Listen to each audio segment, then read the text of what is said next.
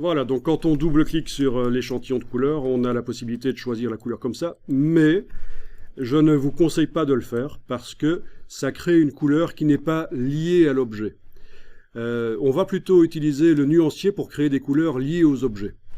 Et ça, on va le faire tout de suite. Donc, vous oubliez tout de suite ce que je viens de vous montrer, là, la création de couleurs en double-cliquant sur les échantillons. C'était pour vous expliquer que c'est possible de le faire, mais ça n'est pas très avantageux pour la suite. Donc, je vais aller dans le menu fenêtre, aller chercher le nuancier. C'est classé par ordre alphabétique, donc c'est à N. Vous pouvez éventuellement détacher le nuancier par son onglet et l'agrandir par sa petite case en bas à droite. Alors ici dans le menu de la palette nuancier, j'ai été choisir l'affichage par grande vignette parce que par petite vignette c'était trop petit. Et c'est en fait là qu'il faut créer les couleurs. Donc actuellement j'ai un objet qui est sélectionné. J'ai aucune couleur qui est encadrée dans le nuancier. Donc la couleur que j'ai créée n'est pas dans le nuancier. Bon, je vais ici créer une nouvelle nuance, toujours en ayant mon objet sélectionné, une nouvelle nuance dans le menu du nuancier. Voilà. Et on va pouvoir créer une nouvelle couleur. Alors, vous pouvez... On va le faire en CMJN dans un premier temps. Et puis après, je vous montrerai l'avantage de travailler en RVB. Donc, déjà, l'encre noire, je vais la diminuer au minimum. Sinon, je vais avoir que du foncé. Et vous diminuez une des trois composantes CMJ. Comme ça, vous obtenez une couleur bien différente, pas du gris. Voilà. J'ai cliqué sur OK. La couleur a été créée. Et elle est encadrée. Donc voilà, c'est bien la couleur utilisée par cet objet. Il n'y a pas de problème. Je vous montre une petite astuce au passage. Je refais une nouvelle nuance. Quand vous avez créé une couleur, comme ça par exemple, si vous voulez modifier la luminosité, ce que je vous montre là fonctionne dans tous les logiciels Adobe. Vous voulez modifier la luminosité d'une couleur que vous avez créée avec les curseurs, là, en enfonçant la touche majuscule et en prenant un curseur qui n'est pas au maximum ou au minimum, donc pas en prenant celui-là, je vais pouvoir modifier la luminosité de la couleur. Voilà. C'est la touche majuscule. Ne confondez pas avec verrouillage majuscule, bien sûr. C'est la touche Shift, pas la touche Caps Lock. Ça permet de modifier la luminosité de la couleur. Donc ça reste la même couleur, mais on modifie la luminosité. C'est comme si on avait un curseur luminosité. Voilà.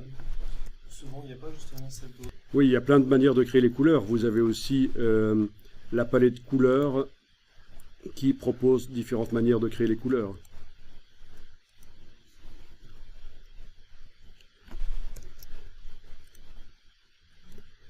Mais je ne conseille pas d'utiliser, c'est à peu près le même principe. Oui, avec le 5, c'est le même principe que de double-cliquer sur l'échantillon de couleurs dans la palette des outils et d'aller modifier les choses ici. Oui.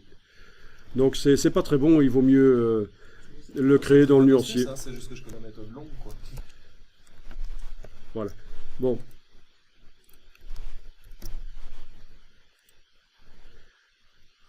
Ok.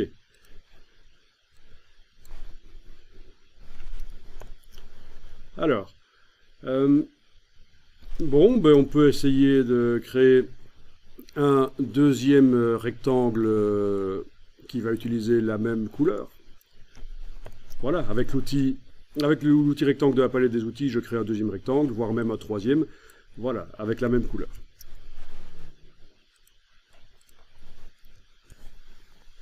Voilà, si vous cliquez à côté des objets, ils ne sont pas sélectionnés. Bon, c'est la même chose que de faire sélection, désélectionner. C'est la méthode rapide, cliquez avec la flèche noire à côté des objets. Flèche noire, oui j'ai oublié de dire, flèche noire, parce que si vous cliquez avec l'outil rectangle à côté des objets, en effet, c'est le moyen d'appeler la boîte de dialogue de création de rectangle, et c'est pas ce qu'on veut. Donc je dois bien vous dire que c'est avec la flèche noire, je clique à côté de tout, rien n'est sélectionné. Si je double-clique sur la couleur utilisée par ces rectangles dans le nuancier, je double-clique. Voyons un peu ce qui va se passer, je coche la case aperçue. Eh bien, rien ne se passe. Je modifie la couleur, mais les rectangles n'ont pas été modifiés.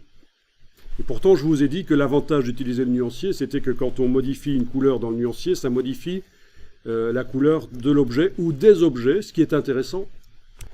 Donc, ce qui est intéressant parce que ça veut dire que vous allez pouvoir créer des illustrations et au départ, les couleurs de l'illustration ne sont pas nécessairement les bonnes. Ça peut même être complètement pourri comme couleur.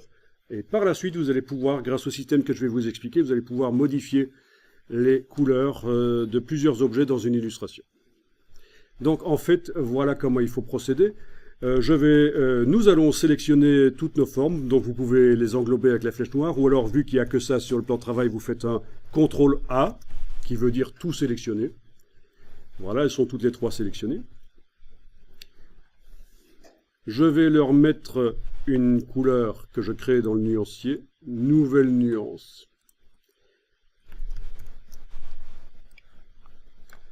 Ben, ça peut être cette couleur-là, au fait. Mais cette fois-ci, je coche global. Et ça crée un lien entre le nuancier et les objets qui utilisent la couleur. Vous cliquez sur OK. Alors la différence ici, c'est que il y a le petit triangle blanc qui indique qu'il s'agit d'une couleur globale. Ça veut dire que si je clique à côté des objets, ils n'ont pas besoin d'être sélectionnés pour que je puisse modifier leur couleur à distance, une espèce de télécommande. Essayez ça, cliquez à côté des objets avec la flèche noire, ils ne sont pas sélectionnés, double-cliquez sur la couleur globale dans le nuancier, cochez la case aperçue ici évidemment, et là, quand vous modifiez, les objets qui utilisent cette couleur se modifient. Très pratique donc.